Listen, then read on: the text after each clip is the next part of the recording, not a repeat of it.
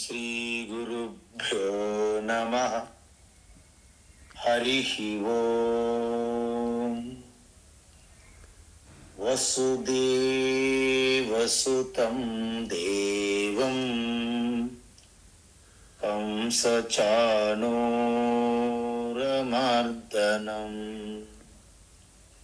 దేవకీ పరమానందం కృష్ణం వందే జగద్గురుం. తీర్త్వా మోహార్ణవం హత్వా రాగద్వేషాదిరాక్షసా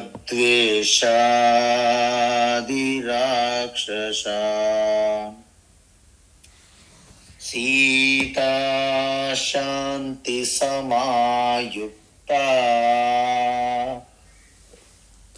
ఆత్మా రామో విరాజతే.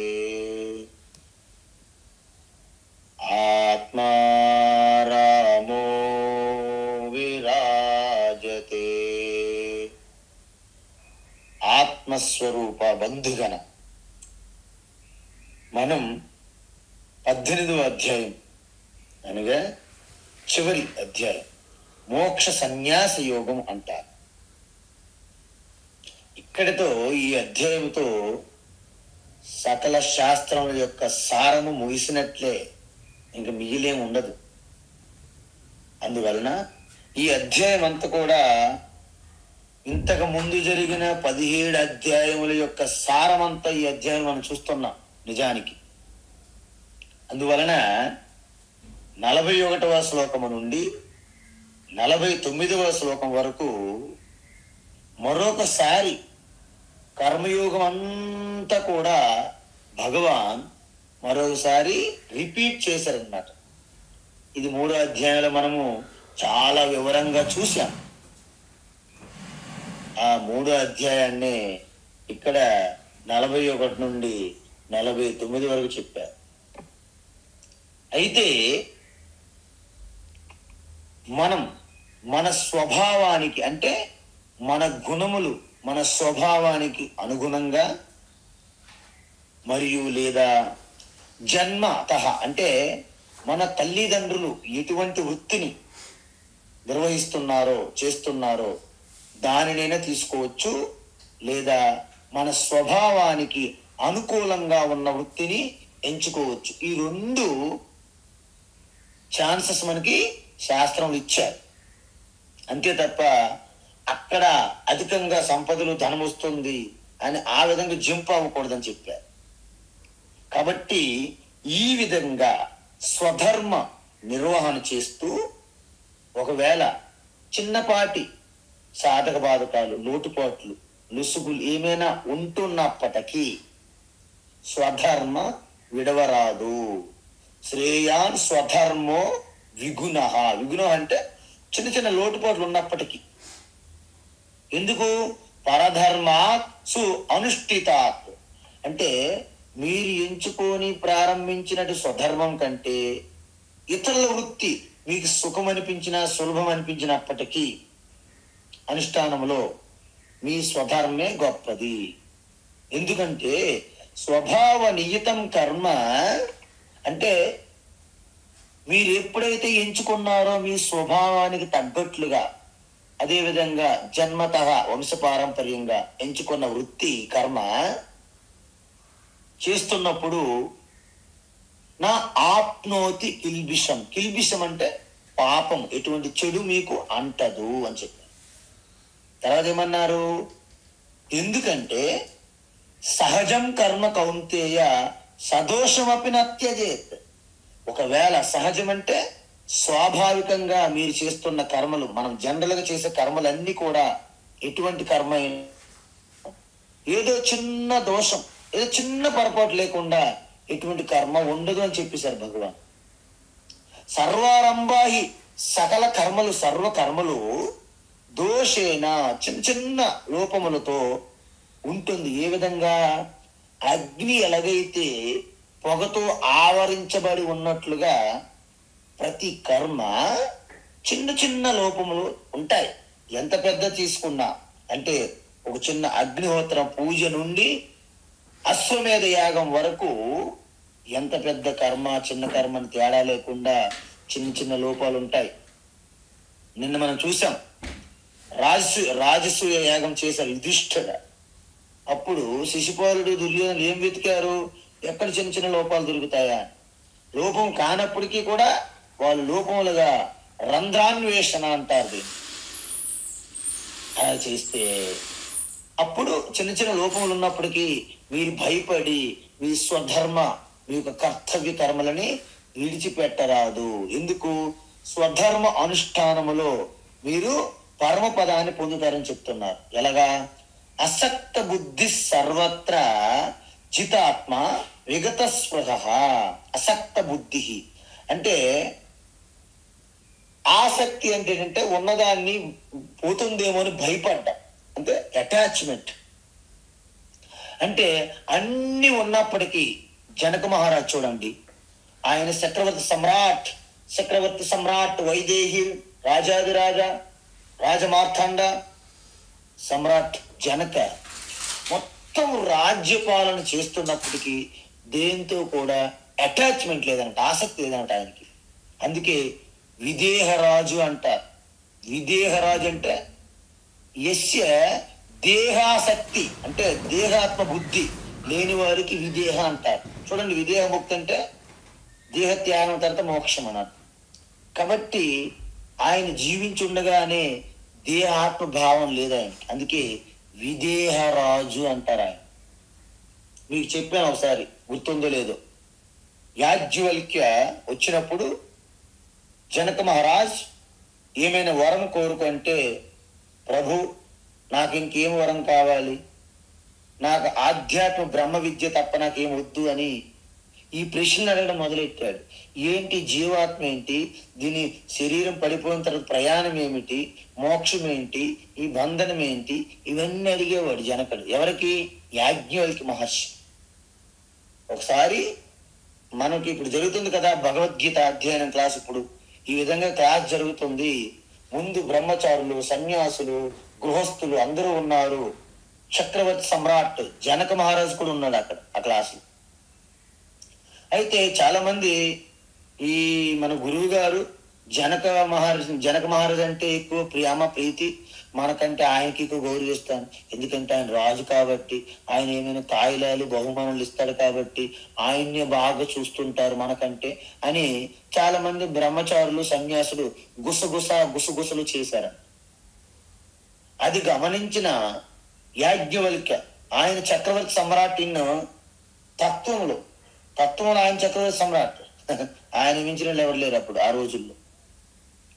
ఆయన ఏం చేశాడంటే ఒక చిన్న వీళ్ళకి ఒక జంతర మంతర మాయ ఇంద్రజాలం లాగా ప్రదర్శించి మిథిలా నగరం అంటారు అన్నమాట. జనక మహారాజు నగరానికి ఇంకో పేరు.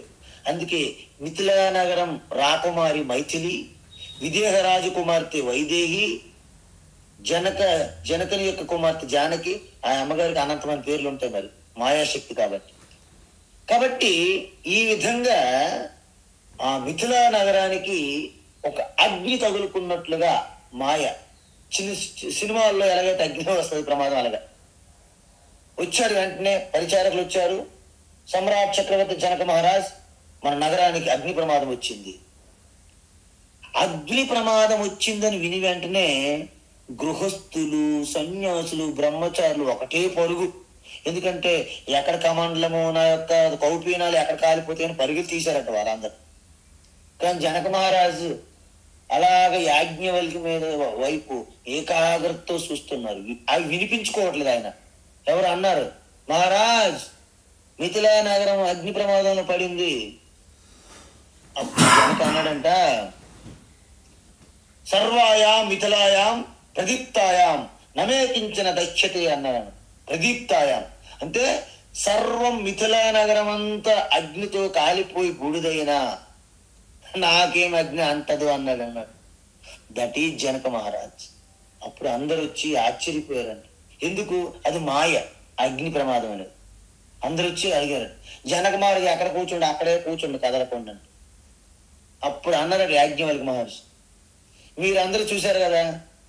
మీరందరూ కూడా నేను త్యాగం చేశాను, సన్యాసము త్యాగి సన్యాసం అని మీరు అలాగే జపాలు చేస్తారు. బయటికి అందరికి వినిపించేటట్లు తెలిసేటట్లు జనక మహారాజ్ అన్ని లోక వ్యవహారాలు చేస్తున్నప్పటికీ దేన్ని అటాచ్మెంట్ పెట్టుకోలేదు, దేన్ని అంటుకోలేదు, దేనికి తగులుకోలేదు. అది అసక్త బుద్ధి అంటే ఇక్కడ సర్వత్ర అంటే అన్ని వ్యవహారంలో కూడాను దేనికి అంటుకోకూడదు, అక్కడ ఆగిపోకూడదు.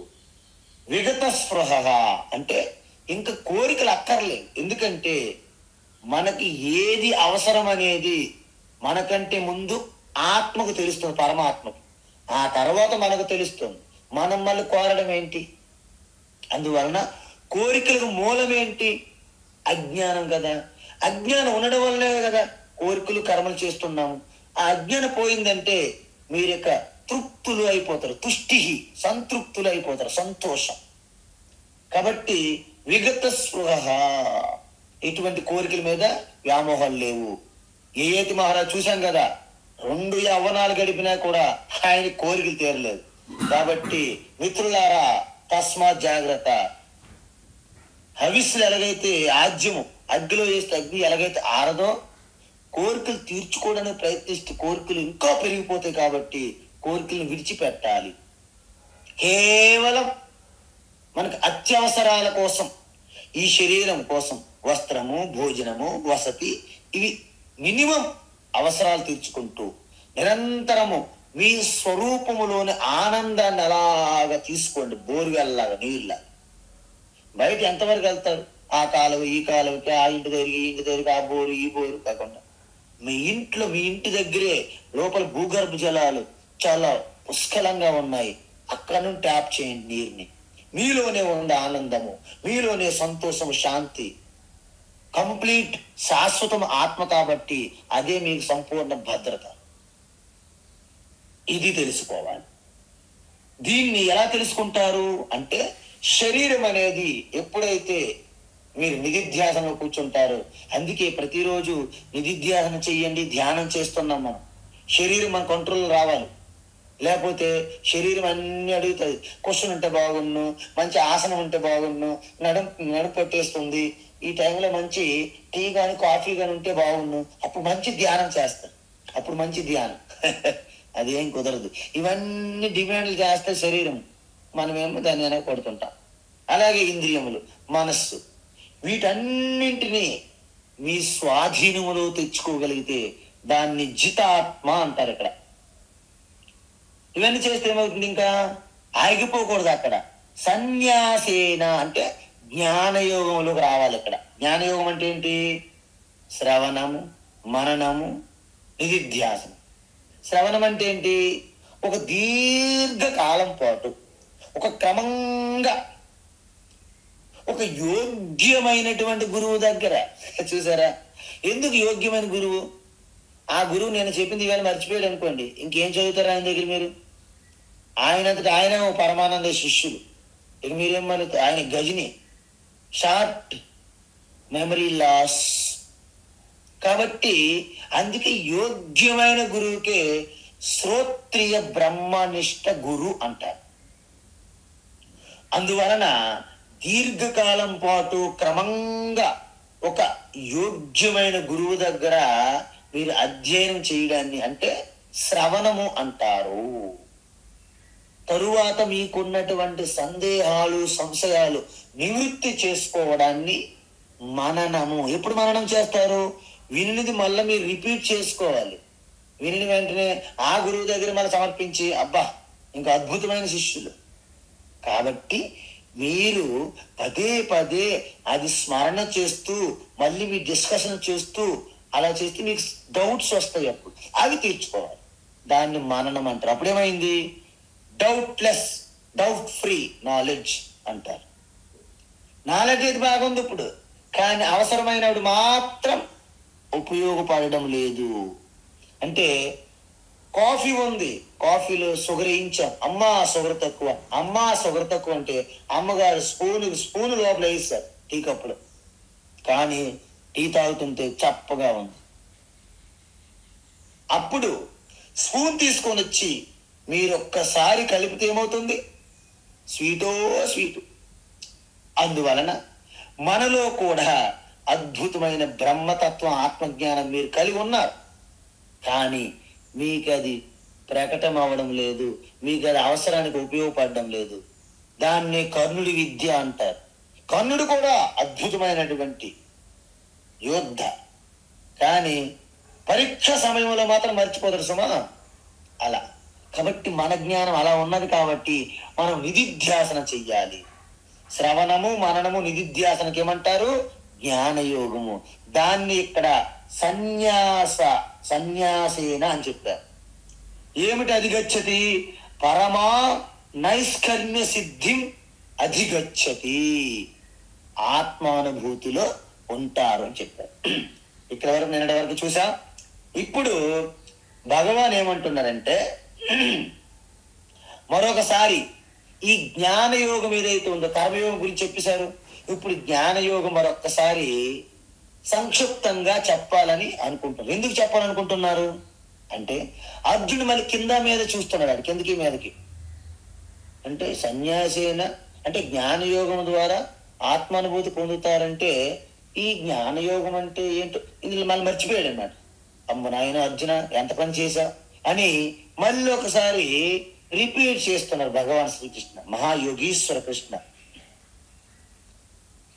సిద్ధిం ప్రాప్తో యథా బ్రహ్మ, సిద్ధిం ప్రాప్తో యథా బ్రహ్మ, సిద్ధిం ప్రాప్తో యథా బ్రహ్మ, తథాప్నోతి నిబోధ మే, తథాప్నోతి నిబోధ మే, తథాప్నోతి నిబోధ మే.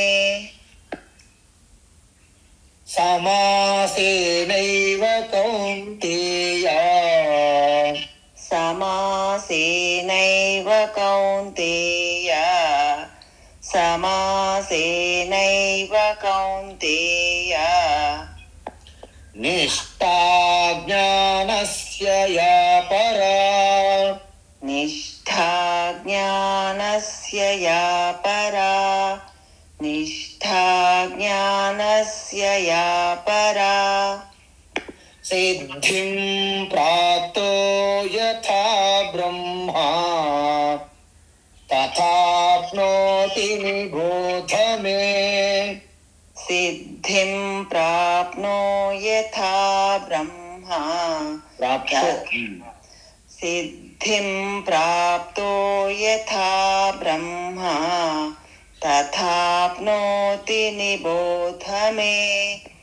సిద్ధిం ప్రాప్తో యథా బ్రహ్మ, తథాప్నోతి నిబోధ మే. సమాసేనైవ కౌంతేయ, నిష్ఠా జ్ఞానస్య యా పరా, సమాసేనైవ కౌంతేయ, నిష్ఠా జ్ఞానస్య యా పరా, సమాసేనైవ కౌంతేయ, నిష్ఠా జ్ఞానస్య యా పరా. ఉత్తమం. అయితే మీకు ఇప్పుడు ఉదాహరణ చెప్పాను. ఇప్పుడు చెప్పండి, కాఫీలో చక్కెర అంటే పంచదార వేయడం ముఖ్యమా, దాన్ని స్పూన్తో కలపడం ముఖ్యమా? చెప్పండి మీరు. కాఫీలో పంచదార వేయడం ముఖ్యమా, దాన్ని స్పూన్తో కలపడం ముఖ్యమా? ఈ ప్రశ్నే రాంగ్ అని చెప్పాలి మీరు. ఇదేం ప్రశ్న, దిక్కుమాలిన ప్రశ్న స్వామీజీ. పంచదార వేయడం ముఖ్యమా, స్పూన్తో కలపడం ముఖ్యమా? అలా ఉండదు. పంచదార వేయాలి, లేకపోతే పంచదార వేయకపోతే అసలు కాఫీ తాగలేం, అసాధ్యం. ఒకవేళ పంచదార వేసాం, స్పూన్తో కలపలేదు, అది అసంపూర్ణం. అంటే పంచదార లేకుండా టీ అనేది అసాధ్యమైతే, అందులో కలపకుండా తాగడం అనేది అసంపూర్ణము, ఇన్కంప్లీట్. అదేవిధంగా కొంతమంది అంటారు, మీరు శ్రవణం చేస్తే చాలండి, ఇంక ధ్యానం ఏంటంటే దేని మీద ధ్యానం చేస్తారు? అని యకశకాలు మాట్లాడే వాళ్ళు ఉంటారు చాలా మంది. వాళ్ళకి అర్థం కాదు. ఎందుకంటే ఇప్పుడు మీరు చూడండి, శ్రవణం చేయడం ముఖ్యమా, నిధిధ్యాసనం ముఖ్యమా స్వామీజీ అంటే ఎలా ఉంది? ఇది కూడా దిక్కుమాలిన ప్రశ్న కిందే వస్తాయి. ఎలా అంటే, శ్రవణము చెయ్యకుండా నిధిధ్యాసనం అసాధ్యం. అందుకే మన వాళ్ళు చూడండి, ఏవేవో ఊహలు చేసుకొని గంటలు గంటలు ధ్యానం అని కూర్చొని అలా నిద్రలో జారుకుంటారు. దేని మీద ధ్యానం చేస్తారు? ధ్యానం అంటే తెలిస్తే కదా చేయడానికి. కాబట్టి శ్రవణం చేసిన తరువాత మాత్రమే ధ్యానం చేయగలరు. అంటే శ్రవణం లేకుండా, అంటే అందుకే భగవాన్ చూడండి, ముందు ధ్యానం ప్రారంభించలేదు. ముందు ఆత్మజ్ఞానం, బ్రహ్మ విద్య, సాంఖ్యయుగం ప్రారంభించి చెప్పిన తరువాత 6వ అధ్యాయంకి వచ్చారు భగవాన్. ఓహో, వీళ్ళు చక్కెర బాగా వేసాను తప్ప అది కలపలేదు. అది కలపడానికి భగవాన్ స్వయంగా ధ్యాన యోగం అని 6వ అధ్యాయం చెప్పారు. మీకు గుర్తుందా? అష్టాంగ యోగమారం కూడా మనం చెప్తూ ధ్యాన యోగాన్ని అద్భుతంగా చెప్పడం జరిగింది భగవాన్. దాన్ని మీకు కూడా నేను ప్రయత్నించాను చెప్పడానికి బాగా. అందువలన శ్రవణము చెయ్యకుండా నిధిధ్యాసనం అనేది అసాధ్యం. సరే, శ్రవణం చేశాం, సరిపోతుంది అనుకోవడం కూడా తప్పే. ఎందుకు? నిధిధ్యాసనము లేకుండా శ్రవణం అనేది అసంపూర్ణం. చూడండి, వంట ఎలా చేయాలో జ్ఞానం లేకుండా వంట వండడం అనేది అసాధ్యం. మాకు భయం వేస్తుంది కిచెన్లోకి వెళ్ళాలంటే, కాలు వణుకుతాయి నాకు, షివరింగ్. ఎందుకు? అజ్ఞానం లేదు. జ్ఞానం ఉంది, వంట బాగా చేయకపోతే జ్ఞానము అసంపూర్ణమే. చూసారా? ఆ విధంగా శ్రవణ మనన నిధిధ్యాసన 3 కూడా పర్ఫెక్ట్ గా చేస్తేనే దాన్ని జ్ఞానయోగం అంటారు. అయితే మీ అందరికీ చాలా డౌట్స్ ఉన్నాయి. మన అందరం కూడా కావలసినవన్నీ తీర్చుకుంటూ, అన్ని సంపాదించుకుంటూ, ఏదో దాన ధర్మాలు, అన్నదానాలు హ్యాపీగా బ్రతుకుతున్నాం ధార్మికంగా. మాకు ఎందుకు ఈ ఆత్మ ఏంటి, ఈ శ్రవణం ఏంటో, మననం ఏంటో, నిధిధ్యాసనం ఏంటో అడుగుతారు మీరు. అయితే యాజ్ఞవల్క్య మహర్షి అద్భుతమైనటువంటి జ్ఞాని. ఆయనకి ఎదురుగా ఇలాంటి విషయాల్లో డిబేట్ చేసిన వ్యక్తి ఆ రోజుల్లో ఎవరు లేరు. అంత సంపదలు వచ్చే ఆటోమేటిక్ దక్షిణ రూపంలో ఆయనకి. గోశాలలు, ఆశ్రమాలు, మఠాలు, పీఠాలు అన్ని, బ్రహ్మచారులు, సేవకులు, పరిచారకులు అంత ఉన్నాయి ఆయనకి. ఒకరోజు ఆయనకి 2 భార్యలు. ఒకరు మైత్రేయి పెద్దావిడ, చిన్నావిడ కాత్యాయని. ఒకరోజు మైత్రేయి పెద్ద భార్యకి పిలిచి, హే మైత్రేయి, నేను ఇకపైన ప్రవ్రజిష్యన్ అంటాడు. అంటే నేను ఈ గృహస్థ జీవితము నుండి సన్యాసాశ్రమంలోకి వెళ్ళిపోతున్నాను అని. అప్పుడు ఏమంటారంటే, చూడు మైత్రేయి, మీకు కాత్యాయికి మీ ఇద్దరి మధ్య తగాదాలు రాకూడదు నేను వెళ్ళిపోయిన తర్వాత, కాబట్టి ఇద్దరికి నేను ఆస్తులు విడదీస్తాను అన్నారు. సరే, మైత్రి అంటున్నారు, స్వామి, ఏ భగవాన్, మీరు ఇవన్నీ వదిలేసి వెళ్ళిపోతారు. ఇన్ని భోగాలు, ఇన్ని ఐశ్వర్యాలు ఉన్నాయి మీకు చుట్టూ, ఇవన్నీ వదిలేసి వెళ్ళిపోతున్నారు. అంటే ఎవరైనా సరే ఉన్నదాన్ని వదిలి వెళ్ళారు అంటే దీనికంటే ఏదైనా గొప్పదాన్ని పట్టుకుంటే కదా వెళ్ళిపోతారు.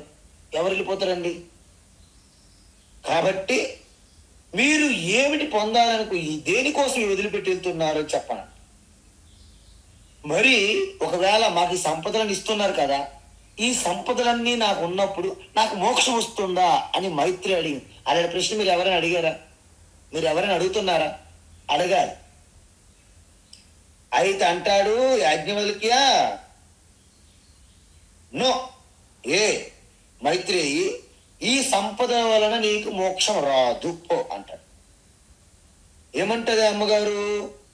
సాహోవాచ మైత్రేయి యన్నుమా ఇయం భగో సర్వా పృథివీ విత్తేన పూర్ణ స్యాత్ శ్యాం ను అహం తేన అమృత ఓ భగవన్ అంటాడు. ఆయన అంటాడు, నేతి నేతి హోవాచ యాజ్ఞవల్క్య.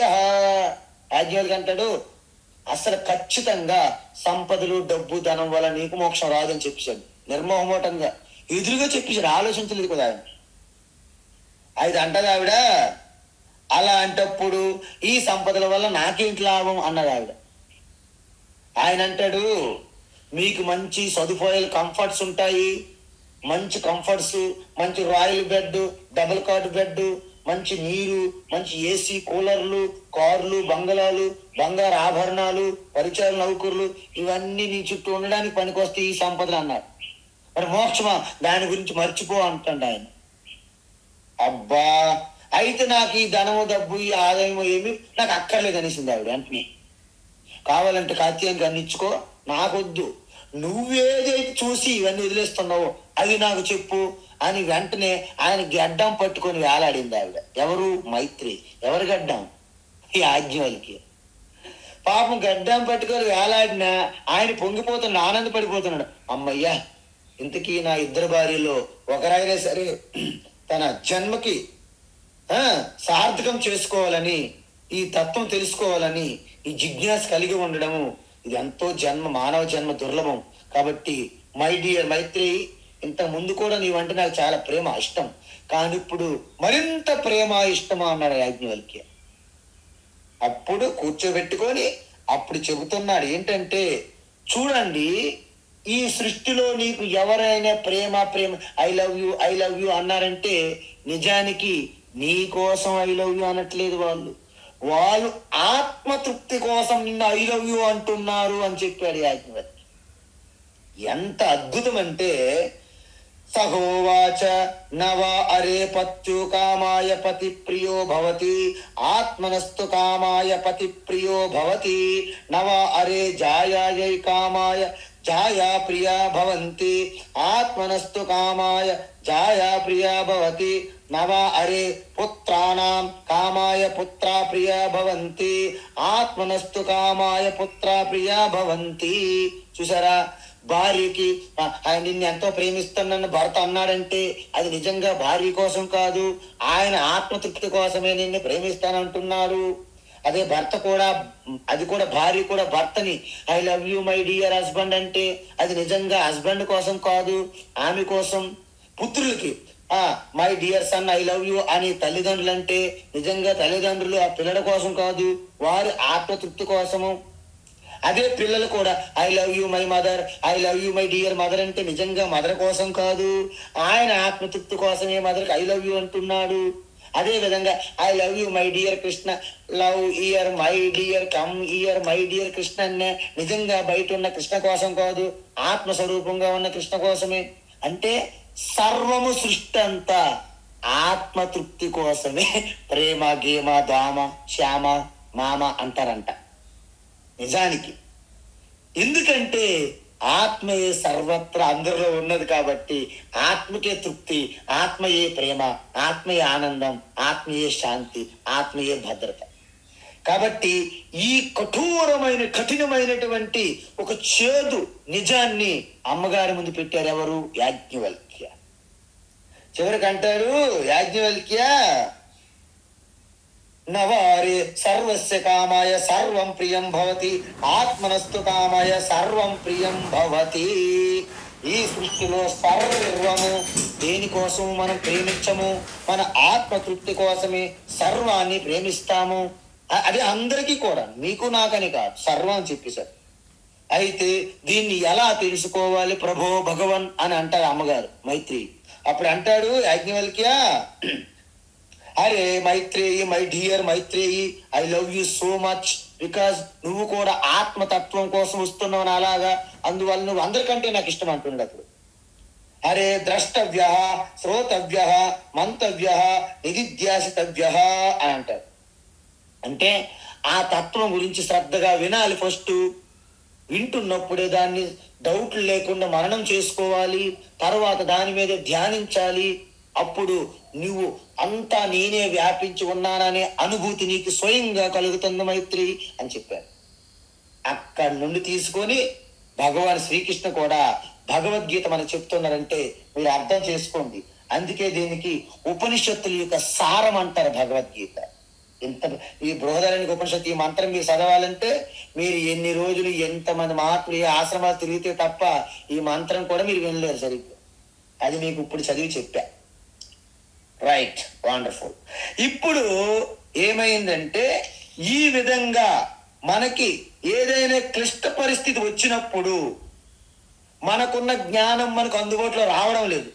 కానీ మీరు ఎలాంటి క్లిష్ట పరిస్థితులు వచ్చినప్పటికీ అప్రయత్నంగా, అంటే పెద్ద ప్రయత్నించకుండా స్వాభావికంగా మీ ఆత్మజ్ఞానం మీకు అందుబాటులో ఉన్నప్పుడు మీ నిధిధ్యాసనం పూర్తయిందని లెక్క.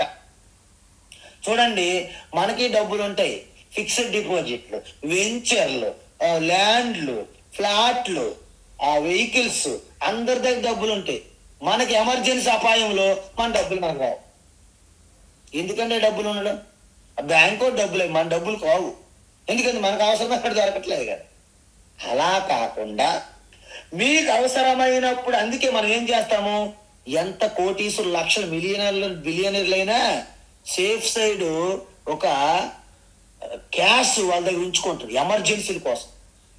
అంత రూపాయితో సహా బ్యాంకులు వేసారనుకోండి, మీ పని మామూలు రోడ్డు మీద ఉన్నోడితో సమానమే. మీరు కోటీసులు అయినప్పటికీ ఎలాగైతే రెడీమేడ్ క్యాష్ ఉంచుకుంటామో ఎమర్జెన్సీలు ఉపయోగపడడానికి, ఈ జ్ఞానం కూడా మీ అప్రయత్నంగా మీ యొక్క క్లిష్ట పరిస్థితిలో అందుబాటులోకి వచ్చినప్పుడే, అప్పుడే జ్ఞానం యొక్క విలువ, ప్రయోజనము. అది కేవలము ఒక్క నిధిధ్యాసన ద్వారా మాత్రమే జరుగుతుంది. ఎలాంటి నిధిధ్యాసనం? దేనికి వెంపర్లాడకూడదు. నా పుణ్యం నా పాపం, నా సౌఖ్యం నా దుఃఖం, నా మంత్రో నా తీర్థో, నా వేద నా యజ్ఞ, అహం భోజనం నైవ భోజ్యం నా భోక్త, చిదానంద రూప శివోహం శివోహం. నాకు పుణ్యంతో పని లేదు, పాపంతో పని లేదు, సుఖము దుఃఖం అన్నిటికీ అతీతం నేను. మంత్రాలు, తీర్థాలు, యంత్రాలు, తీర్థయాత ప్రదక్షిణలు, పొరుగుదండాలు, వ్రతాలు, ఉపవాసాలు, ఇవన్నీ ఏంటి? సాధనలు. అంటే ఇవన్నీ దాటిపోయాను నేను, వాటితో నాకు పని లేదు. అసలు నేను కర్తం కాదు, కర్మ లేదు, క్రియ లేదు, ఏమీ లేవు. నేనంత ఏక్ నిరంజన్. అంటే ఏక్ నిరంజన్ అంటే ఏంటి?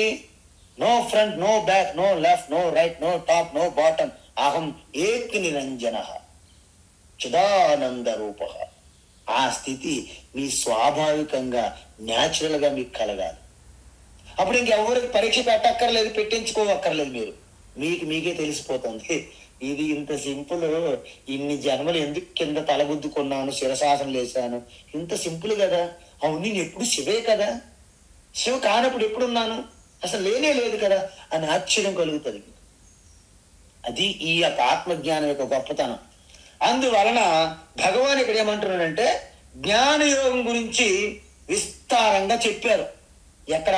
2వ అధ్యాయం చెప్పారు, 4లో చెప్పారు, 5లో చెప్పారు, 6లో చెప్పారు, 7, 9, 12, 13, 14, 15 ఈ అధ్యాయాలన్నిట్లో కూడా జ్ఞానయోగం చెప్పారు.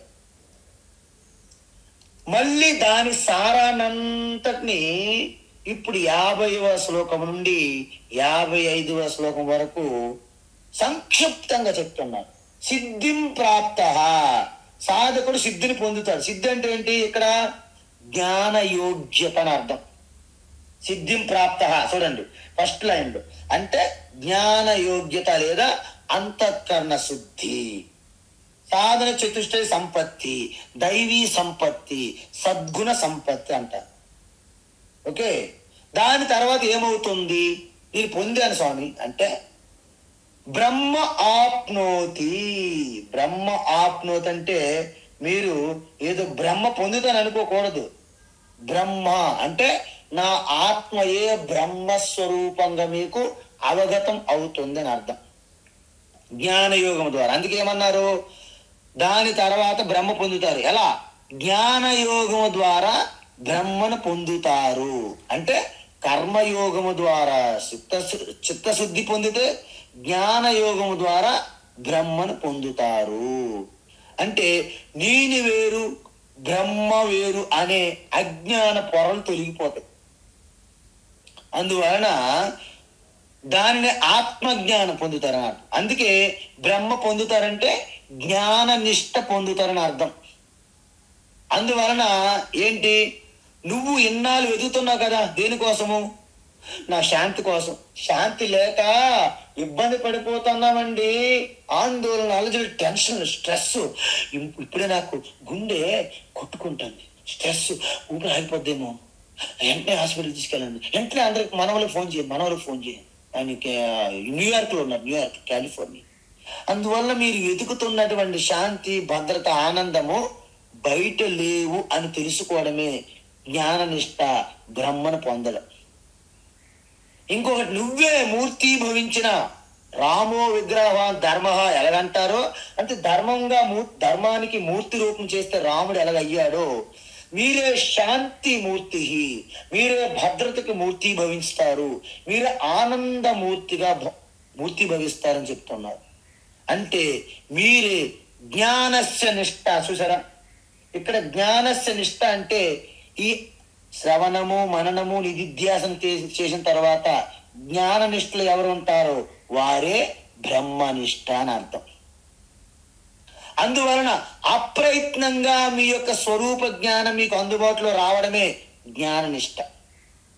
చూడండి, అమ్మగారు డ్రైవింగ్ నేర్చుకునేటప్పుడు అటు తిరిగిపోయి, ఇటు తిరిగిపోయి, కింద పడిపోయి, వెనక్కి పడిపోయి తిరుగుతుంటారు. డ్రైవింగ్ బాగా వచ్చింది అనుకోండి, అంటే డ్రైవింగ్ నిష్ట అని అర్థం. ఆవిడ ఒంటి చేతితో ఫోన్ మాట్లాడుతూ డ్రైవింగ్ చేస్తుంది. ఒక ఆవిడ మనం చూసాను రోడ్డు మీద. నారాయణ, ఆ సీట్లో కూర్చోవాలంటే మనకి చెమటలు పట్టి జ్వరం వచ్చేస్తుంది. ఆవిడేమో ఒక ఒంటి చేతి ఇలా తిప్పుతుంది, ఇలాగ జస్ట్ ఒక రేస్ కార్లో తిప్పుతుంది ఆవిడ, ఒక లేడీ. అంటే జ్ఞాన నిష్ట అంటే డ్రైవింగ్ లో నిష్ట ఉన్నదనమాట ఆవిడికి. అంటే ఇక స్వాభావికం. చూడండి, పెద్ద ప్రయత్నించట్లేదు ఆవిడ. అలాగే మీ ఆత్మజ్ఞానం కూడా మీకు స్వాభావికం అయిపోతుంది. ఎలాగా? దాని గురించి సమాసేనైవ నిబోధమే. నేను మళ్ళా సారాంశం చెప్తాను, మళ్ళీ అంత టైం లేదు, మళ్ళీ చెప్పుకుంటే మళ్ళీ 16 అధ్యాయాలు అవ్వాలి. అర్జున, అంత సమయం మనకు లేదు, నేను మళ్ళీ సంక్షిప్తంగా గుర్తు చేస్తాను, ఒక్కసారి జ్ఞాపకం తెచ్చుకో. ఇంత కష్టపడి చెప్పింది మళ్ళీ అడుగుతాను వేటయ్యా బాబు అని అర్జును వైపు చూసి భగవాన్ శ్రీకృష్ణ అంటున్నారు.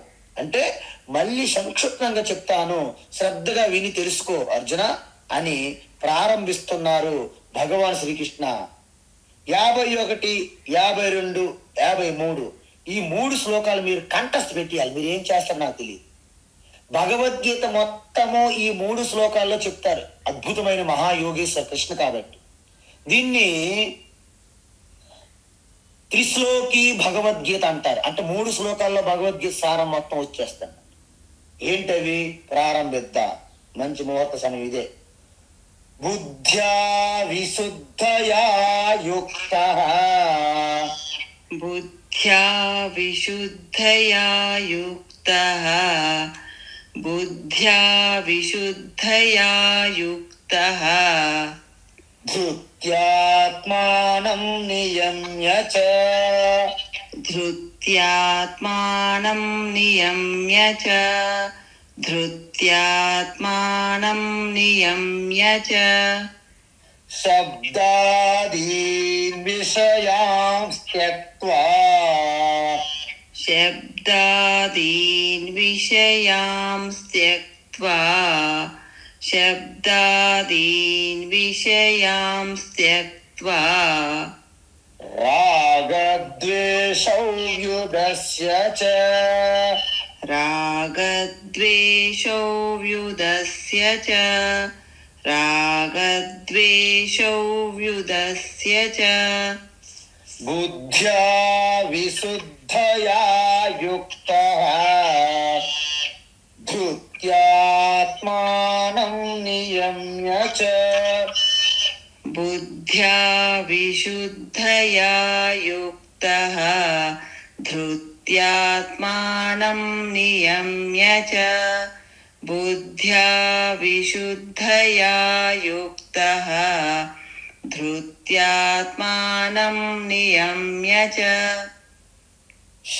శబ్దాదీన్ విషయాన్ త్యక్త్వా, రాగద్వేషౌ వ్యుదస్య చ, శబ్దాదీన్ విషయాన్ త్యక్త్వా రాగద్వేషౌ వ్యుదస్య చ శబ్దాదీన్ విషయాన్ త్యక్త్వా రాగద్వేషౌ వ్యుదస్య చ. అద్భుతం. ఇంకా రెండు ఉన్నాయి, ఈ శ్లోకం చూద్దాం. ఈ 3 శ్లోకాలు చూస్తే నిజంగా చెప్పాలంటే ఇవండి అసలైనటువంటి ముత్యాల హారం. మీరు డైమండ్ రింగులు, డైమండ్లు నెక్లెస్లు, డైమండ్ మీరు డైమండ్లు అని తిరుగుతున్నారు, కానీ ఈ 3 డైమండ్లు పట్టుకోండి, మీ జీవితం ధన్యమైపోతుంది. అందువలన భగవాన్ ఏమంటారంటే జ్ఞాన యోగములో 3 స్టెప్లు, 3 పాదములు, 3 మెట్లు అని చెప్పాం కదా. ఏంటవి? శ్రవణము, మననము, నిధిధ్యాసనం అని చెప్పాను. శ్రవణ మననాలని మూడు పదాల్లో వివరిస్తున్నారు శ్రీకృష్ణ భగవాన్. ఏంటవి? విశుద్ధయా బుద్ధ్యా యుక్త. చూసారా? విశుద్ధయా బుద్ధ్యా యుక్త అంటే ముందు మీరు ఖచ్చితంగా శ్రవణం చేయాల్సిందే. నా దగ్గర కొంతమంది వచ్చి, స్వామీజీ ఈ శ్రవణం ఏం తింటాం కానీ ధ్యానం చెప్పండి. ఏమని ధ్యానం చెప్తాం? ముందు శ్రవణం చెయ్యాలి. ముందు చేతులు కడుక్కోవాలంటే చేతులు తర్వాత కడుక్కుంటాం. ముందు భోజనం పెట్టండి. అరే మురికి ఉన్నది, మట్టితో ఉన్న చేతులు కడుక్కోవాలంటే తర్వాత కడుక్కుంటాను స్వామీజీ. ముందు భోజనం పెడతారు, తర్వాత ముందు కడుక్కోవాలి. అందువలన ముందు శ్రవణం చెయ్యాలని భగవాన్ మళ్ళీ చెప్తున్నారంట. ఏంటి? విశుద్ధయా బుద్ధ్యా యుక్త అంటే ఉపనిషత్తులు బ్రహ్మ విద్య అనేది మీరు ఒక ప్రక్రియ, ఒక క్రమంగా, అంటే ఎలాగైతే మన పిల్లలకి కిండర్ గార్డెన్, ఎల్కేజీ, యూకేజీ ఎలాగైతే చదివిస్తామో అదే విధంగా మీకు ఆ ప్రక్రియ క్రమంగా చెప్పకపోతే మీరు భయపడే అవకాశాలు ఉన్నాయి. జగత్ మిథ్య అంటే ఏంటి మిథ్య? లాగిపెట్టి అక్కడ కొడితే అప్పుడు తెలుస్తుంది మిథ్యో నిజమనేది అంటారు. మీరు అంటారు, నాకు తెలుసు ఆ విషయం. మీరు చాలా మాస్టర్లు అన్నమాట. కానీ అందరికీ జగత్ మిథ్య కాదు. నేను ఉంటే, అయస్కాంతం ఉంటేనే ఇనుము కదిలేటట్లుగా నా మూలంగా జగత్ అంతా నడుస్తుంది. కాబట్టి నాలో నేను ఉన్నప్పుడు జగత్ ఉన్నా లేనట్టే. ఎలాగైతే గాఢ నిద్రలో కూడా మీకు అనుభవం వస్తుందో జగత్ ఎక్కడున్నది, ఇల్లు ఎక్కడున్నది, వాకులు ఎక్కడున్నది, అమ్మ నాన్న, భార్య భర్త, పిల్లలు, అత్త కోడలు, మామ మరదలు అందరూ ఎక్కడున్నారు, ఆఫీసు ఉద్యోగం ఎక్కడున్నారు. ఆ విధంగా ఆత్మస్థితిలో ఉన్నటువంటి ఆత్మ దృష్టిలో చూసినప్పుడు జగత మిథ్య అవుతుంది తప్ప జగత మిథ్య కాదు. అందువలన దీన్ని చాలా స్పష్టంగా తెలుసుకోవాలి. అందుకే ఏంటి దీని అర్థము అంటే వేదాంత శాస్త్రంలో ముఖ్యంగా 6 విషయాలు చెప్తారనమాట. 6 విషయాలు సబ్జెక్ట్ మ్యాటర్. వినండి ఒకసారి. జీవులు ఎవరు? చూసారా? జీవాత్మ అంటే ఎవరు? తర్వాత ఈశ్వర ఎవరు? మూడోది ఈ ప్రపంచము జగత్తు అంటే ఏమిటి? 4 మోక్షం అంటే ఏమిటి? 5 దానికి సంబంధించినటువంటి సాధన. అంటే ఇప్పుడు బంధం అంటే ఏం తెలియాలి కదా, మన సంసారము. దాని నుండి బయటపడడానికి ఎటువంటి తపస్సు సాధన చెయ్యాలి? ఎన్నైనాయి? 6. ఈ 6 విషయాల గురించి లోతుగా ఎవరైతే తెలుసుకుంటారో అప్పుడు వారికి జ్ఞానయోగం పూర్తయినట్టు. అంటే ఏం చేయాలి అంటే జీవుడు అంటే ఎవరంటే తెలుసుకోవాలంటే ముందుగా 3 శరీరాలు ఉన్నాయని తెలుసుకోవాలి. చాలా మంది 3 శరీరాలు అంటే అర్థం అవ్వదు. ఒకసారి నేను స్థూల శరీరము, సూక్ష్మ శరీరము, కారణ శరీరం అన్నా. సూక్ష్మ శరీరము, కారణ శరీరమా? అదేంటి? మనకు ఉన్నది ఒకటే శరీరం కదా స్వామి అంటున్నాడు ఆయన. నిజమే, ఆయన తెలిసింది ఇది ఒక్కటే. ఈ బాస్కెట్, ఈ కొండే తెలుసు ఆయనకి. లోపల ఉన్నటువంటి మెకానిజం తెలియదు కదా. కాబట్టి అంటే పంచకోశాలు ఉన్నాయి. ఈ అన్నమయ కోశము, దాని వెనుకున్న ప్రాణమయ కోశము, దాని వెనుకున్న మనోమయము, దాని వెనుకున్న విజ్ఞానమయము లేదు బుద్ధిమయము, దాని వెనక ఉన్నటువంటి ఆనందమయము. 5 కోశాలు తెలియవు, 3 శరీరాలు తెలియవు. తర్వాత మీకు జాగ్రత్త, స్వప్నము, సుషుప్తి 3 అవస్థలు. వీటన్నిటిని క్షుణ్ణంగా మీరు పరిశీలించి అన్వేషిస్తే మీకు వీటి అన్నిటి సారం అనేది ఒకటి తెలుస్తుంది. అదేవిధంగా ప్రపంచం తీసుకోండి, అదన్నీ కూడా పంచభూతాలు అంటే మనకి స్థూలంగా కనిపించే పంచభూతాలే కాదు, వాటి వెనక సూక్ష్మంగా పంచభూతాలు ఉన్న తన్మాత్రలు అంటారు. సో అవి మిక్సమయ్యి మిశ్రమమయ్యి మిక్సింగ్ అయ్యి ఈ పంచభూతాలుగా వచ్చాయి మనకి. మనం చూసాం పంచీకరణం అని చెప్పాను, నానా తంటాలు పడి చెప్పాను. అది ఒకసారి మళ్ళీ మీరు రిఫర్ చెయ్యాలా, విని రోజునే వదిలేకూడదు. మళ్ళీ మీరు వింటుంటే భగవద్గీత యొక్క ఆ సారము తేనె వలె మధు వలె మీకు అలాగ మైమర్చిపోతారు భగవద్గీతలో మీరు. అందువలన ఈ విధంగా కొంతకాలం దీర్ఘకాలం సమయం పాటు వెచ్చించి భగవద్గీత క్లాసు తప్పకుండా క్రమము తప్పకుండా ఎవరైతే ఫాలో అవుతారో వారికి సునాయాసం. భగవద్గీత ఏంటి, భగవద్గీత అంటే ఎవరిదంటే ఒకళ్ళు అన్నారంట మహాత్మకి, భగవద్గీత ఎవరు చెప్పారు అన్నాడు. వీళ్ళేమనుకున్నారు, శ్రీకృష్ణుడు చెప్పాడు అంటారు అనుకోండి. భగవద్గీత చెప్పడం అంటే అది నేనే కదా, భగవద్గీత నాదే అన్నాడు మహాత్మ. ఈయనకి అర్థం కాదు, ఎంత అహంకారం మహాత్మకి, శ్రీకృష్ణుడు చెప్పిన భగవద్గీత నీదంటారా అన్నాడట ఆయన. అరే తుంటా సొంటా, అది ఒక పెద్ద తంట, వదిలేరా లేకపోతే నీకు పెద్ద గొప్ప మంట అన్నాడట మహాత్మ. అంటే అర్థం ఏంటి, భగవద్గీత చెప్పిన ఆత్మజ్ఞానం ఆత్మ నేనై ఉన్నాను అంటే నాదే కదా భగవద్గీత. మరి అలాగా అర్థం చేసుకోవాలి. కాబట్టి ఈ విధంగా మీరు దీన్ని పదే పదే పదే శ్రవణం చేయండి అని ఎందుకంటారు, మీరు ఎన్నిసార్లు శ్రవణం చేస్తే మీలో జ్ఞానం అంతా నిష్టగా మారుతుంది. అందువల్ల జ్ఞానం పొందడము పెద్ద కష్టం కాదు. మరి ఏంటి కష్టము, దాన్ని పొందడానికి యోగ్యత కష్టము, తర్వాత పొందిన జ్ఞానాన్ని జీర్ణించుకోవడం కష్టము. ఇప్పుడు మీకు అర్థమైందా? కాబట్టి నిధిధ్యాసనం అనేది చాలా ముఖ్యమన్నమాట. ఇంతకుముందు చూసారా, కాఫీ కప్పులో పంచదార వేసాం కలపలేదు, అలాంటిది అయిపోతుంది అనమాట. కాబట్టి తస్మాత్ జాగ్రత్త. అందువలన 2 సార్లు వినేటప్పుడు కానీ మినిమం జ్ఞానం వచ్చేస్తుంది. కానీ జ్ఞానం పొందాక కూడా శ్రవణం చేస్తూనే ఉండాలి, మీరు నిరంతరం సత్సంగం చేస్తూనే ఉండాలి. అలా చెయ్యకపోతే నేర్చుకున్న దాన్ని వెంటనే మర్చిపోతాము. ఒకవేళ నేర్చుకున్న వెంటనే కూడా మీ నరాల్లో మీ బ్లడ్ మీ రక్తంలో జీర్ణం అయిపోవాలి. అంటే పదే పదే పదే పదే ఆ చింతనలో ఉండాలి. సమయం చిక్కినప్పుడల్లా ఏదో ఒక భగవద్గీత శ్లోకం తీసుకొని దాని గురించి అలాగా విచారం చెయ్యాలి. మీకు డౌట్ ఉంటే మేము ఎలాగా ఖాళీగా ఉన్నాం పని పాట లేకుండా, ఎవరో మీతో పాటు తోటి సాధకులు ఉంటారు, పుస్తకాలు ఉంటాయి, రికార్డింగ్లు ఉంటాయి. ఇంకా తెలియకపోతే మేము ఎలాగా ఉన్నాం, ఆఖరికి ఖాళీగా పడి ఉన్నాం. కాబట్టి మీరందరూ ఉపయోగించుకోవాలి అవసరాన్ని. పదే పదే చదవడం, అది ఇంతకీ పదే వినడము, పదే చదవడము, అవసరమైతే మీరు రాయడం కూడా చేయాలి. దీన్ని రాసుకోవడం, ఈ విధంగా చర్చించడము, రాయడము, వినడము, చదవడము ఇలా చేస్తే మీరు నేర్చుకున్న దాన్ని ఇంకొకరితో కూడా చెప్పడం అలవాటు చేసుకోవాలి మీరు. ఎందుకంటే మనం చెప్పేది వినడానికి ఎవరు సిద్ధంగా లేరు. మన ఇంటికి వస్తారు మన బంధువులు, మన చుట్టాలు, మన మిత్రులు, వాళ్ళేమి వాళ్ళ అవసరాల కోసం వస్తారు. మీరేం చేస్తారు, వెంటనే అమ్మగారు, అమ్మ మిత్రమా, ఫ్రెండ్, కూర్చోబెట్టి వేడి ఛాయ్, మంచి వేడిగా ఉన్నవన్నీ ఆ కాఫీ కానీ టీ కానీ వాళ్ళ చేతులు పెట్టండి. ఎందుకు వేడిగా, వెంటనే తాగడానికి అవసరం వీలు పడదు కాబట్టి. సో పట్టుకొని కాస్త ఇటు ఉంటారు కదా, అప్పుడు మీరు చెప్పవలసిన గీత చెప్పుతుండండి వాళ్ళకి. వాళ్ళు ఏం చేస్తారంటే ఇంకా తప్పక వినాల్సిందే, ఎందుకంటే వేడికాపు తాగలేరు. వేడికాపు అక్కడ పక్కన పెట్టి వెళ్ళడానికి వీలు పడదు. మీరు చెప్పింది 5 నిమిషాలు 10 నిమిషాలు శ్రద్ధగా వింటారు. అమ్మయ్యా నేను తెలుసుకున్నది చెప్పడం జరిగిపోయిందని మీరు హ్యాపీగా గంతులు వేయచ్చు. ఈ టెక్నిక్ మీరు వాడాలి. అంతే తప్ప అక్కడ చాలా మందిలో చీరలు బాగున్నాయి, చంద్ర బ్రదర్స్ లో బొమ్మలు బాగున్నాయి, ఆర్ఎస్ బ్రదర్స్ లో రింగులు బాగున్నాయి అనకూడదు మనం. అవి కూడా ఉంటాయి, అవి చేసినప్పుడు చేస్తాం. కానీ వచ్చిన మన యొక్క బంధువులు మిత్రులతో పాటు ఆహా అందుక భగవద్గీత మీరు రోజు క్లాసులు వింటున్నారా అని వాళ్ళకి తెలియాలి.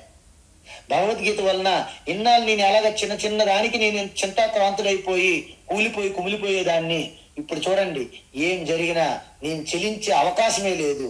ఎందుకంటే నాతో పాటు లోపల బయట నిరంతరం నా ఇలాగా వెన్ను దన్నుగా సాక్షాత్ శ్రీకృష్ణే నాకు ఉన్నాడు. ఇప్పుడు ద్రౌపదికి ఉండడం కాదు, నాకు ఉన్నాడు శ్రీకృష్ణ అని మీరు గర్వంగా చెప్పుకోవాలి.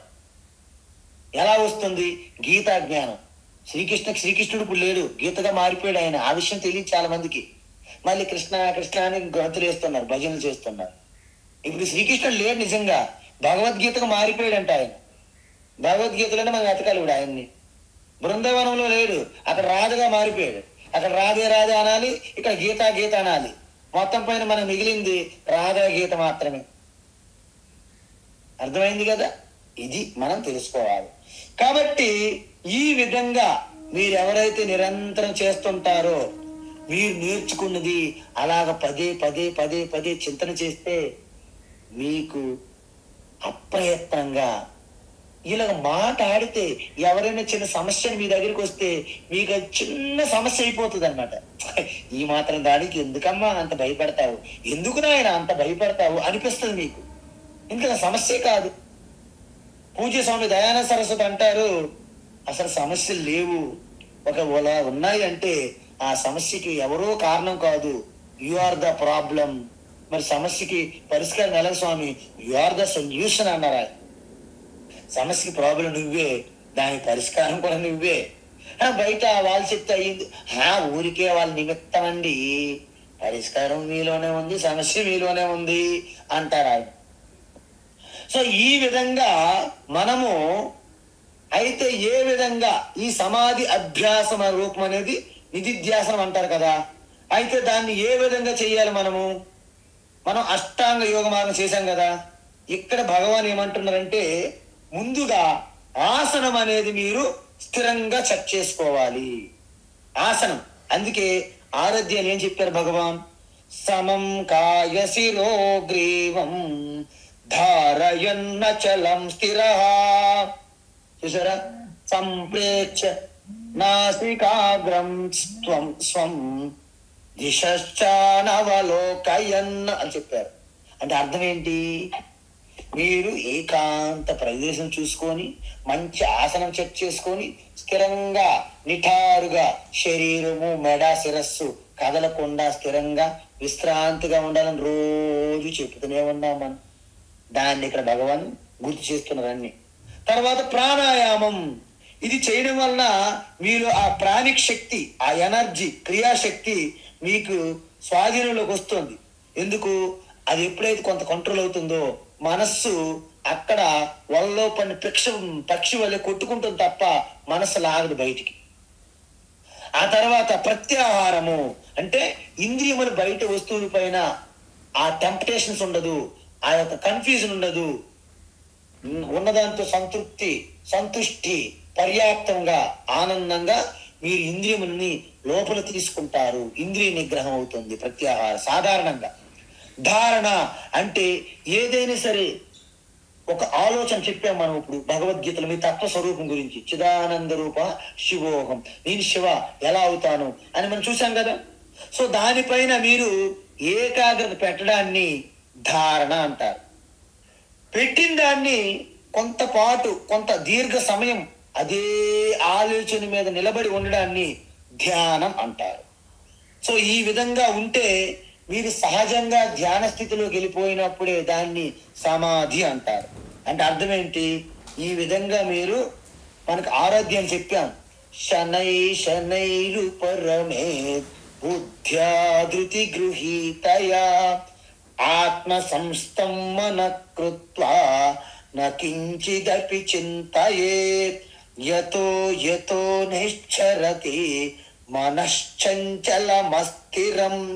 తతస్తతో నియమ్యైతత్ ఆత్మన్యేవ వశం నయేత్ అన్నాం. కాబట్టి ఎప్పుడెప్పుడు మనసు బయటికి వెళ్తుందో వెంటనే పట్టుకొని లాగాలి. అటు ఎందుకు వెళ్తున్నావు? ఎన్నాళ్ళు ఎలా తిరుగుతావు? ఎన్నాళ్ళు ఎలా టైం వేస్ట్ చేస్తావు? ఎన్ని జన్మల్లో బయటికి తిరిగి ఎప్పుడైనా నీకు తృప్తి కలిగిందా? ఓ మనసా, ఇప్పటికైనా బుద్ధి బుర్ర ఉందా నీకు? అందువలన సంసార కోపమున దిక్కు తోచక ఉండి విలపించుటేలకో మనసా గురుపాదములు బట్టి తత్వంబు తెలుసుకొని తప్పించుకోబోయి మనసా. ఎన్ని జన్మల నుండి బంధంబు తొలగక దుఃఖించుచున్నావు మనసా. నర జన్మమందు నా జ్ఞానంబు నార్జించి పాపంబు బాపుకో మనస. మనసుకి మీరు పాఠాలు చెప్పాలి, మనసు మీరు ఫ్రెండ్షిప్ చేసుకోవాలి, మనసు మీ బెస్ట్ ఫ్రెండ్గా మారాలి. ఈ విధంగా చేస్తే అప్పుడు మీకు ఈ యొక్క జ్ఞాన యోగములో ఉన్నటువంటి ఆ తత్వము శ్రవణం ద్వారా బోధపడుతుంది. దాన్ని సందేహాల ద్వారా నివృత్తి చేసుకొని తర్వాత చివరికి నిధిధ్యాసనం చేస్తే అప్పుడు మీ స్వరూపము మీకు బాధపడి జీవ స్వరూపము, ఈశ్వర స్వరూపము, జగత్ యొక్క స్వరూపము మూడు ఒక్కటే అనే బోధ మీకు అనుభూతికి వస్తుంది. అప్పుడు ఉన్నది ఒక్కటే బ్రహ్మ, కనిపిస్తున్నది అంతా జగత్తు అంత మిథ్య. బ్రహ్మ సత్యం జగన్ మిథ్య, జీవో బ్రహ్మైవ నాపర. ఇది మీకు బోధపడుతుంది. రేపు ఈ 3 శ్లోకాల గురించి చూద్దాం. హరి ఓం తత్సత్. సర్వం శ్రీకృష్ణార్పణమస్తు.